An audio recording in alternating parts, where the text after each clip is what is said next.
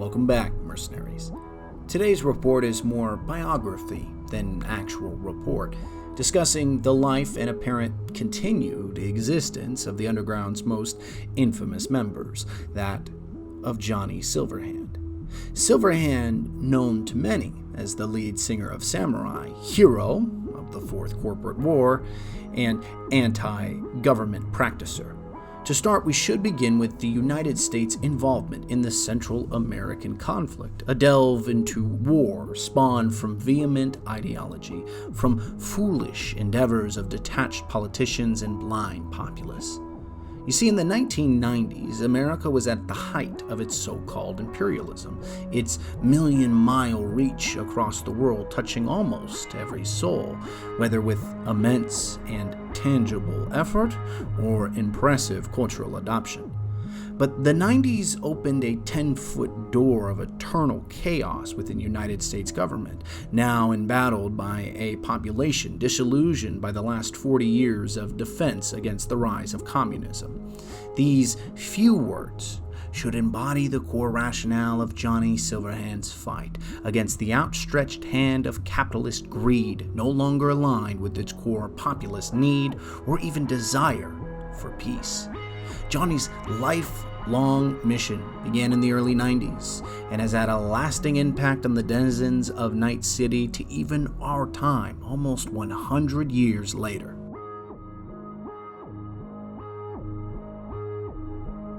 The Central American conflict, also noted as the first of a series of conflicts in Latin America by historians.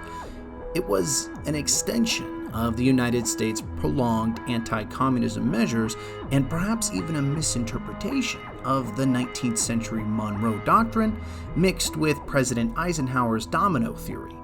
Now, to provide the historical context, the Monroe Doctrine was a U.S. policy that wished to effectively eliminate or reduce the amount of European influence that could be exerted upon the Latin American and South American continents, or effectively subcontinents.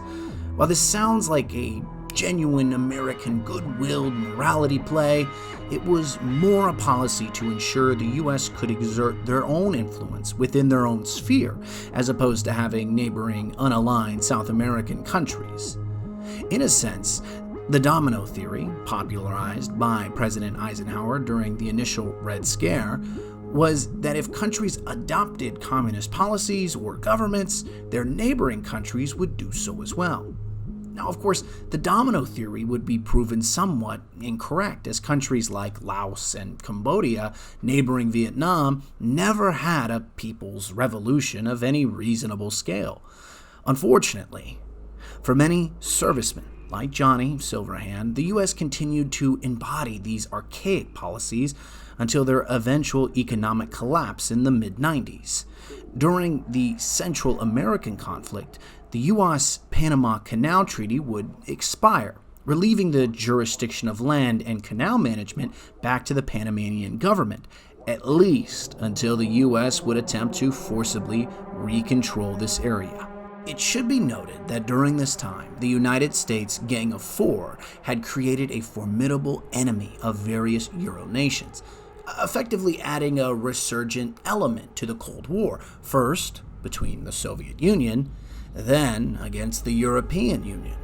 Now, as the U.S. continued to surge forward against the Central American territories, citing communist insurgency to the world as their casus belli, they met unified resistance across a united Latin American and South American front. Ironically, during this unjustified conflict to control a series of nation-states within their sphere, the U.S. had created an impenetrable front of Latin and South American countries, all positioning to dismantle an overconfident imperialist country. An additive element to this conflict was the aid of Euro corporations that had sent to the various South American countries, in an effort to combat the corrupt United States influence and to take their vengeance against the Gangs of Four's increasing interference in Europe. At the end of the conflict, the U.S. would find themselves only in control of the Panama Canal, with hundreds of thousands of dead or wounded soldiers, now moderately cybernetically enhanced. finding their home upon return unwanting, as if the American people looked on with distaste and dissatisfaction for the inability to secure victory, eager to throw away the very image that brought about this thought of damaged pride. In essence, this is what Johnny Silverhand and his band of samurai would strive to communicate via their music: corruption within government, foreign conflicts that harmed national security as opposed to providing a rebuke, and a majority of Americans either ignorant or apathetic to the plight of returning veterans.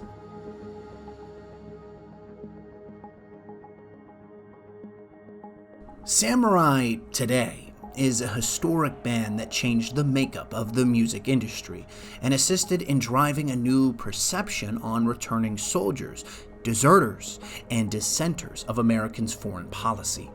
To many, Samurai was a rallying cry against the atrocities ordered against the civilian populations in Latin and South America. To others, Samurai was considered a cult of depravity and revolutionaries intent on destroying the American dream in pursuit of a left-leaning anti-conservative future. Historically, throughout humanity's history, music has always been used as a vehicle or mechanism to sway emotion, to tell a beautiful yet complex story of pain and loss, or glory and euphoria. In a complete sense of the word, music is both anti-establishment and celebratory of government. It embodies our greatest hopes and fears through harmonious cacophony of melody. But Johnny Silverhand was considered all too talented, too well-liked, loved by a nation for his ability to deliver intangible messages via new-aged instruments. This talent would bring about the ire of various music labels, eager to capture the increasing revenue generated through Samurai's hit recordings. Now you'd imagine that in our world, the pervasive evils we consistently see were limited to world governments, or even just to multinational and expansive megacorporations. But unfortunately, it seems we live in a true dystopia, where moral decisions are never weighed against net profit. In the case of Johnny, a certain music label named DBS hatched an incredibly decrepit scheme to ensure they would secure Samurai's contract, one filled with libel and blackmail, in an attempt to coerce the now world-famous band to sign over their profits and creative rights. To ensure their campaign of fear would be realized, they threatened to release U.S. military documents showcasing that Johnny Silverhand had never returned to his post during the Central American conflict, being listed as a deserter at large, in an attempt to remove his air of popularity amongst the populace. But our samurai used this as an opportunity to tell the world their message through the power of musical act by creating the now fabled Sins of Your Brothers album. In these now worshipped tracks, Johnny Silverhand and his band Samurai describe the events of the American War of imperialist expansion, disregard for civilian liberties, and wartime crimes completely outside the most favorable interpretation of the Geneva Convention. This album had propelled Samurai and their anti-war, anti-US policy message across the net, reaching millions, if not billions, in a few short months.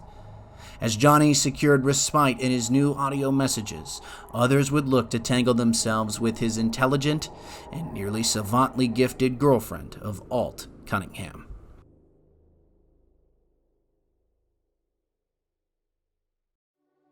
Cunningham was a gifted net programmer with talents that far surpassed the standard cyber-enhanced corporate wage slaves, capable of configuring, dismantling, and innovating upon net-related technologies. Her ability to create deeply meaningful net enhancements had captured the wandering eyes of many enterprising corporations.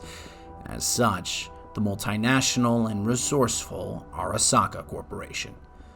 During the catastrophic events of the Fourth Corporate War, Arasaka had continually attempted to push the envelope of net-based digital attacks and defensive protocols. As the net became a new digital battleground during the 2020s, Arasaka had theorized that when a netrunner entered the digital world, a copy of their brain could be both captured and eventually reutilized, turning the most resourceful and critical corporate assets against the wielder. Now, in the effort to not only test, but produce a working prototype, they moved to kidnap hundreds of programmers in an effort to expedite this program's development. It was given the apt name of Soul Killer for its ability to transform one's mind from the organic tether to digital storage, rendering the organic body merely a lifeless and thoughtless shell.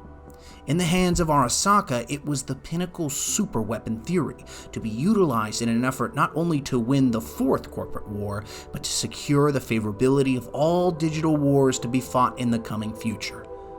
Eventually, their desire to see this technology realized led to the forceful kidnapping of Alt Cunningham, offering her little choice to create this technology with the frame of a firearm firmly pointed at her temple. But Johnny, ever living up to fantastical and often outlandish expectation, formed a strike team with the objective of not only rescuing his lover, but dismantling Arasaka's power within Night City. These events of Johnny Silverhand's attack on the Arasaka Tower intertwined with the Militech paramilitary attack, which led to the nuclear detonation sometime after Johnny had entered the building with his strike team. It's unclear of the outcome of Johnny's attack on the tower if he had survived an encounter with the cyborg monstrosity Atom Smasher, or if there is anything of his remains after the nuclear detonation. Reports and rumors from this point forward only lead to additional questions.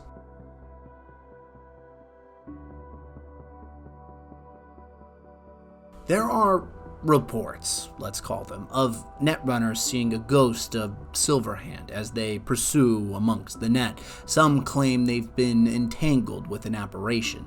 Others claim they hear the echoes of Samurai's singles from 2020. Yet all of these reports are encrypted with a certain irrationality. The reporters are heavy drug users or have an expansive, often conflicting cybernetic enhancement suite. Essentially, all of the current reports can be explained away as, well, wishful thinking from a now since long dead era of the past. Can be. That's the key wording here, mercenaries. But some have driven another theory to the forefront within the underbelly of Night City. What if Johnny knew there was no way out from the suitcase nuclear weapon utilized by Militech? Could it be possible that Cunningham had finished a more useful version of Soul Killer, one that could be utilized to transport the user's mind, personality, their psychological makeup up into the net, seemingly offering a digital immortality? It could explain away the ghostly versions users connected to the net are reportedly seeing. I mean, it could be possible, right? Maybe not. I suppose the only future exploration of the net, perhaps with those voodoo boys, maybe an alliance even with Arasaka, could drive more evidence into the light. Unfortunately, it will still be some time yet before we can find the true answers. I know many of you are eager to arrive within Night City, eager to claim your fortune, even have a drink named after you in some neo-hell of a bar deep beneath the shadow of corporate towers. That time fast approaches, mercenaries, and I can't wait to see what you uncover.